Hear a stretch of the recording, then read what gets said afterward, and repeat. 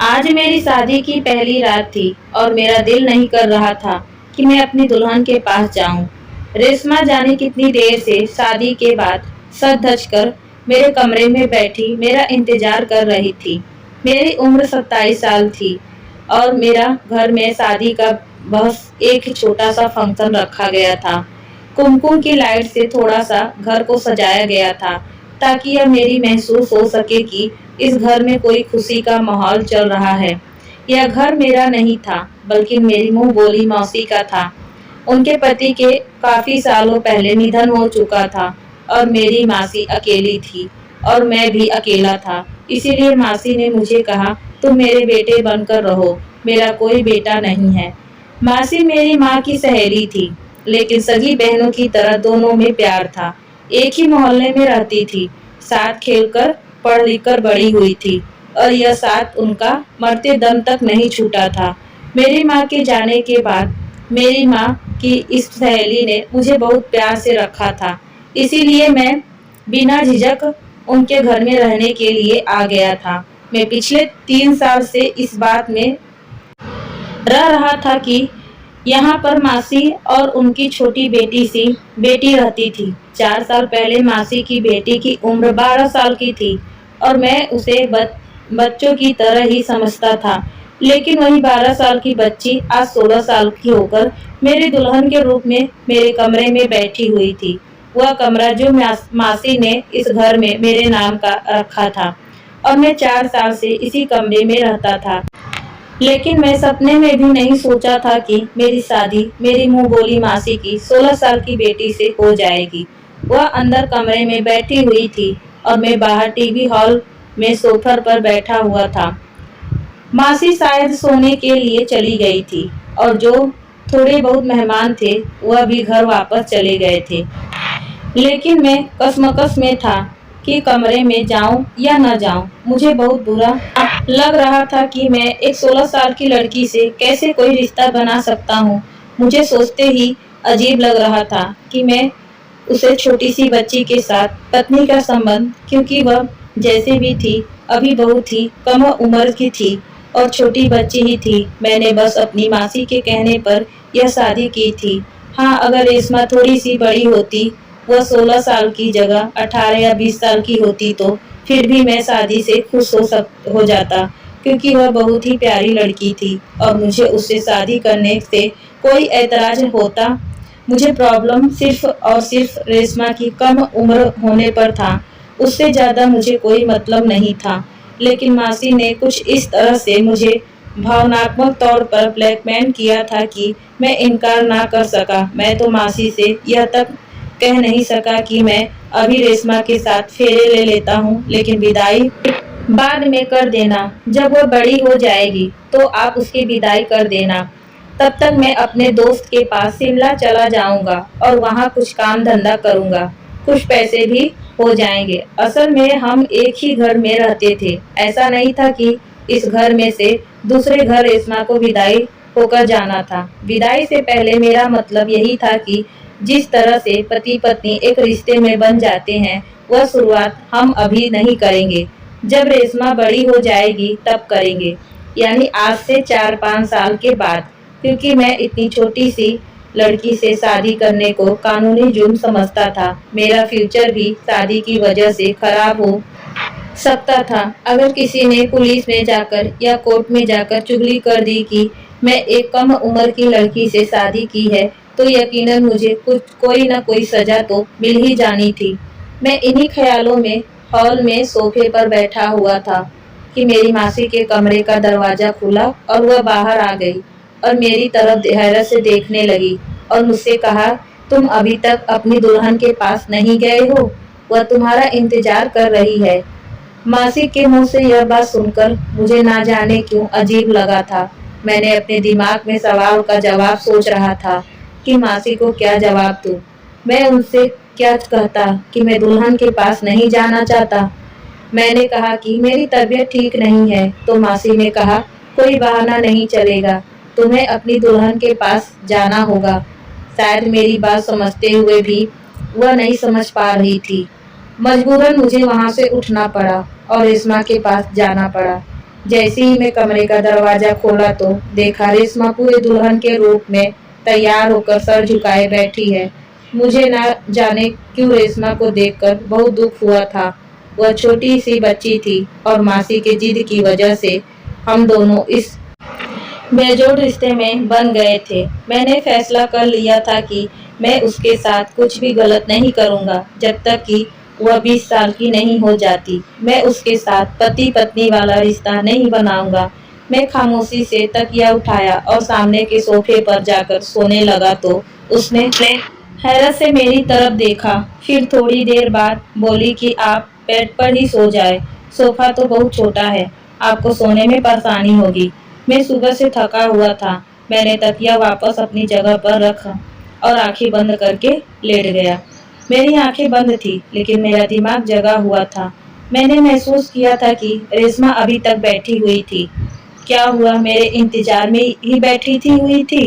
मैंने आंखें खोलकर उसकी तरफ देखा तो वह मुझे ही देख रही थी। फिर मैंने उससे कहा कि तुम जाकर यही भारी भरकम कपड़े बदलकर कोई कंफर्टेबल कपड़े पहनकर सो जाओ, मुझे नींद आ रही है। लेकिन मुझे पता नहीं क्यों लग रहा था कि मेरी बात सुनकर उसकी मायूसी हुई थी। हालांकि मेरी बात सुनकर उसे खुशी होना चाहिए था। मेरे हिसाब से तो उसे किसी भी तरह से इस रात के बारे में जानकारी नहीं होगी, इतनी छोटी थी वह। फिर थोड़ी देर बाद वह ड्रेसिंग रूम में चली गई। उसने अपने कपड़े बदल लिया और लेट गई तो मैंने उठकर लाइट ऑफ कर दी। सुबह जब मेरी आंख खुली तो बहुत देर खुली थी। मैंने देखा रेशमा अभी तक सो रही है। आराम से उठकर खड़ा हुआ और घर के से बाहर निकल गया और सारा दिन बेचैनी ही रहा। मैं नौकरी की तलाश में था कि मुझे जल्द ही कोई नौकरी मिल जाए। मैं 4 साल से इस घर में ही ऐसे रह रहा था। मैं बिना मतलब घर पर बैठने वाले लड़कों में से नहीं था। घर से बाहर निकलता था, नौकरी तो नहीं मिलती थी लेकिन कुछ ना कुछ काम जरूर करता था ताकि कुछ पैसे हाथ आ सके। मासी के घर में मेरी जिंदगी बहुत ही आराम से गुजर रही थी कि एक दिन मासी ने मुझे एक ऐसी जिद कर दी कि मैं सोच भी नहीं कर सकता था। मासी की तबीयत थोड़ी खराब हुई तो उन्होंने मुझे बुलाया और कहा कि मेरी जिंदगी का कोई भरोसा नहीं है, मैं चाहती हूँ कि तुम मेरी बेटी से शादी कर लो। मासी के इस बात पर मैं परेशान में डूब गया था क्योंकि उनकी बेटी रेशमा सिर्फ 16 साल की थी और मैं कैसे छोटी बच्ची से शादी कर सकता था। मेरी उम्र इस समय 27 साल थी और वह मुझे पूरे 11 साल छोटी थी। लेकिन मासी ने तो रोना शुरू कर दिया। मना करते हुए भी मुझे बुरा महसूस हो रहा था क्योंकि मैं कई साल से मासी के घर में ही पला रहा था, खा पी रहा था और मुझे रहने के लिए छत मिली हुई थी। यहाँ किसी भी तरह की कोई तकलीफ ना थी। मासी के अलावा मेरे पास मेरे मामा का घर था। वहाँ मुझे दिन रात बेइज्जत किया जाता था। हर समय मेरी इंसल्ट की जाती थी। मुझे निकम्मा नकारा कह कर हर समय मेरा दिल जलाया जाता था। यह मेरी माँ से ही थी जिसने मुझे सहारा दिया, मुझे कभी निकम्मा होने का ताना नहीं दिया। मासी के मुझ पर इतने एहसान थे कि मैं उन्हें इनकार कर ही नहीं सकता था। लेकिन इस मामला इतना नाजुक था कि मैं हाँ भी नहीं कर पा रहा था।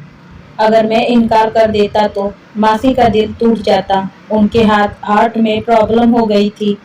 डॉक्टर ने उन्हें कोई भी सदमा देने से मना किया था और मैं उन्हें कोई सदमा नहीं देना चाहता था।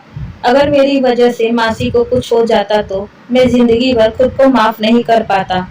दूसरा, अगर मेरी इस बात से मासी का दिल दुखता है तो शायद वह मुझे इस घर में से भी निकाल भी सकती थी। मुझे सोचने के बाद मैं उनकी बेटी से शादी करने की बात मान गया। लेकिन शर्त यही थी कि विदाई 5 साल के बाद की जाए। लेकिन मासी ने कहा मुझे यह शर्त मंजूर नहीं। मासी ने तो हर तरफ से मेरा रास्ता बंद कर दिया था। सारी बातों को ध्यान में रखते हुए मैंने रेशमा से शादी में ही अपनी भलाई समझी और इसी को अपनी किस्मत समझ लिया। सोचा सब कुछ साल इंतजार करता हूँ, वह बड़ी हो जाएगी, उसके बाद ही मैं उसके साथ कोई रिश्ता बनाऊंगा।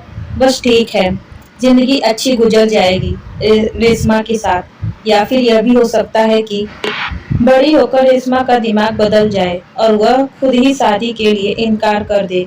क्योंकि मैं उससे पूरे 11 साल बड़ा था।